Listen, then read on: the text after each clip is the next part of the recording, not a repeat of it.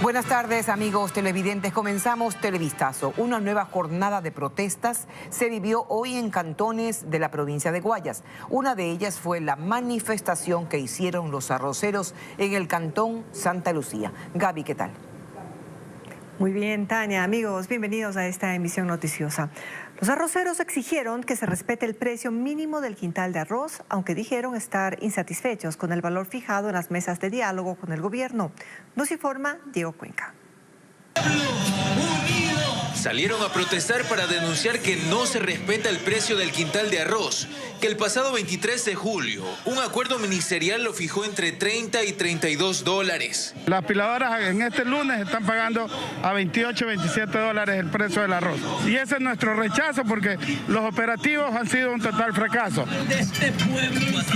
Son arroceros insatisfechos con las mesas de diálogo con el Ministerio de Agricultura. Ellos quieren que la saca de arroz cueste 35 dólares. Un total fracaso porque se trabajaron 2 días con el costo de producción por hectárea y más sin embargo nos dijeron que iban a poner el arroz al precio acorde al estudio, pero nunca se cumplió. Por eso la protesta ocurrió en la carretera que conecta a Daule con Santa Lucía en Guayas. Ahí los campesinos recorrieron el tramo hasta el centro de la localidad. Y casualmente la semana pasada que coseché, las piladoras me querían pagar a 24 dólares la saca de 240 libras. El problema radica luego de que el pasado jueves el viceministro de Agricultura junto al gobernador del Guayas realizaron un operativo en 4 piladoras de Daule. Ahí colocaron afiches que señalan el precio mínimo de sustentación. Tras esa nueva jornada de manifestaciones, el Ministerio de Agricultura anunció que en las próximas horas hará un pronunciamiento. Pero los arroceros no son los únicos que protestan. Manifestantes bloquearon por más de 1 hora el puente de la Unidad Nacional que une los cantones de Guayaquil y Durán. Esto en respaldo a los maestros que se encuentran en huelga de hambre desde hace 3 semanas. Reclaman la vigencia de las reformas a la Ley Orgánica de Educación Intercultural. Lenin Artieda nos amplía la información. En respaldo a los maestros que llevan 22 días en huelga de hambre, quemaron llantas y bloquearon el puente de la Unidad Nacional que une a Guayaquil con Durán. Pero no fue este el único espacio de la protesta. En Milagro otro grupo también reclamaba atención por parte del gobierno. Los educadores defienden las reformas a la Ley de Educación Intercultural que aprobó la anterior Asamblea Nacional y que dispone, entre otras cosas, el incremento salarial desde el pasado mes de julio de 527 dólares a 1.086. Son 11 provincias donde se desarrollan las huelgas de hambre. En Guayaquil están ubicados en la Plaza de San Francisco y comentan que la medida está lejos de terminar. La salud de nuestros compañeros y compañeras se deteriora, pero el espíritu de lucha se afirma. Vamos a continuar movilizándonos. Entidades estatales presentaron una demanda de inconstitucionalidad a las reformas de la Ley de Educación y ahora se espera a que la Corte Constitucional se pronuncie. Pero los maestros dicen que esperan celeridad porque no son pocos los docentes que han visto ya su salud quebrantarse por la falta de alimentos. Queremos saber hasta dónde se va a permitir y se va a continuar que estos educadores y educadoras en el país sigan exponiendo su vida al peligro de la muerte. El Ministerio de Gobierno ni el Ministerio de Educación han tenido nuevos pronunciamientos sobre esta situación. Hace 15 días dijeron que respetarían lo que resuelva la Corte Constitucional, pero después de eso nada. Incluso a unas mesas de diálogo que se iban a desarrollar la semana anterior no acudieron. Y lo cierto es que el problema sigue. La Unión Nacional de Educadores UNE y la Asamblea Nacional firmaron un acuerdo para buscar consensos sobre la aplicación de la Ley de Educación Intercultural. La dirigencia de la UNE se compromete a no incrementar las provincias en las que se realiza la huelga de hambre que lleva hasta el momento 22 días. El convenio busca poner fin a la medida de hecho y llegar a acuerdos con el Ejecutivo sobre la reforma que establece varios beneficios para los educadores. Se espera que la Asamblea convoque a otros sectores para que contribuyan con el diálogo. En otros temas, la pugna por la alcaldía de Quito se agudiza.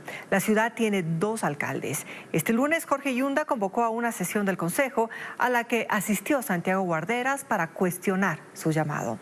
Los dos dicen estar al mando del Cabildo. Paul Romero con el informe. Jorge Yunda se sentó este lunes en la silla del alcalde de Quito para presidir la sesión en homenaje a los próceres de la independencia del 2 de agosto de 1810. Llamó la atención la presencia de Santiago Guarderas en la sala de sesiones del municipio, pero antes de las intervenciones, él se retiró de la sala tras cuestionar a Yunda por la convocatoria, con quien se disputa la alcaldía de la ciudad, amparado en una resolución del Tribunal Contencioso Electoral. El doctor Yunda está incumpliendo una resolución del máximo organismo del Tribunal Contencioso y la Corte Provincial, por 2 jueces, a través de el más grande aberración jurídica, decide dejar sin efecto el proceso de remoción. Y por eso, por todas estas irregularidades y triquiñuelas de estos jueces, es que Quito sigue en la inactividad. Por su parte, Yunda, quien regresó a la alcaldía tras un fallo judicial que dejó sin efecto su remoción, cumplió una agenda oficial como alcalde. Depositó una ofrenda floral en el Museo de los Próceres de la Independencia, entre otras actividades. También hay un tema de una sentencia de la Corte Provincial en donde como ecuatorianos y en un Estado de derechos, en un Estado constitucional, se acata también esas disposiciones. Cuando se trata de materia de derechos humanos, de derechos políticos, de derechos constitucionales, todos, hasta un estudiante del primer semestre de Derecho sabe que están por encima de cualquier otra formalidad. Este lunes varias personas protestaron en los exteriores de la Corte Provincial de Pichincha en contra de los jueces que devolvieron la alcaldía a Yunda. Para poner fin a la pugna por la alcaldía de Quito, varios concejales solicitarán un pronunciamiento de la Corte Constitucional. La solicitud será presentada en las próximas horas por Guarderas. Dado mi formación jurídica, yo tengo que esperar que la Corte Constitucional, a través de la acción extraordinaria de protección que la vamos a plantear, resuelva el tema constitucional. Al existir 2 sentencias contradictorias, unos concejales reconocen a Yunda como alcalde y otros, en cambio, a Guarderas. El Consejo Metropolitano resolvió legalmente la remoción del doctor Yunda. Jorge Yunda debe ejercer la alcaldía. El arzobispo de Quito, Alfredo Espinosa, ofreció ser el mediador entre las partes en conflicto para superar la crisis en el Cabildo.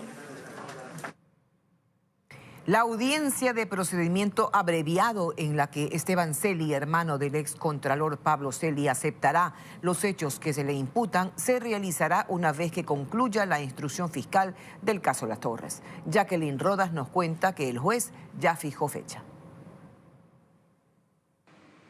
Hay expectativa por la audiencia de procedimiento abreviado en la que Esteban Celi, hermano del excontralor Pablo Celi, dará detalles de su participación en el caso Las Torres y aceptará los hechos que se le imputan por el delito de delincuencia organizada. Acordó con la Fiscalía someterse a este proceso especial y a cambio podrá obtener una pena reducida. El juez Felipe Córdoba ya fijó fecha. Esteban Celi será juzgado después de que concluya la instrucción fiscal. La audiencia será el próximo 26 de agosto a las 9 de la mañana. Hace unos días su hermano se pronunció al respecto. Él está en su derecho y en su libre decisión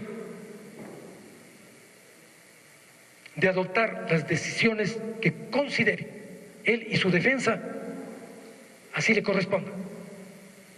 No tengo nada que ver con esa decisión. Este caso, que ahora tiene 15 procesados, empezó luego de la detención en Estados Unidos de Raúl de la Torre, familiar de los hermanos Celi, y Roberto Barrera, quienes fueron sentenciados en ese país, al igual que el accionista de la empresa No Limit, José Luis de la Paz. Los 3 aceptaron haber formado parte de un sistema de sobornos en Petroecuador. La Fiscalía solicitó que de la Torre y de la Paz rindan testimonio anticipado desde Miami y Washington, donde están al momento, bajo la figura de testigos protegidos y por vía telemática. Inicialmente debían hacerlo el 22 de julio pasado, pero se pospuso por pedido de la defensa de otros procesados. El juez lo reprogramó para este viernes 6 de agosto desde las 8:30 de la mañana. Además de los 2 testimonios que se rindan desde Estados Unidos, otros 4 se receptarán el mismo día en Ecuador. Se trata de un funcionario de Contraloría y otros accionistas y directivos de No Limit, que también ingresaron al programa de protección a víctimas y testigos de la Fiscalía General del Estado.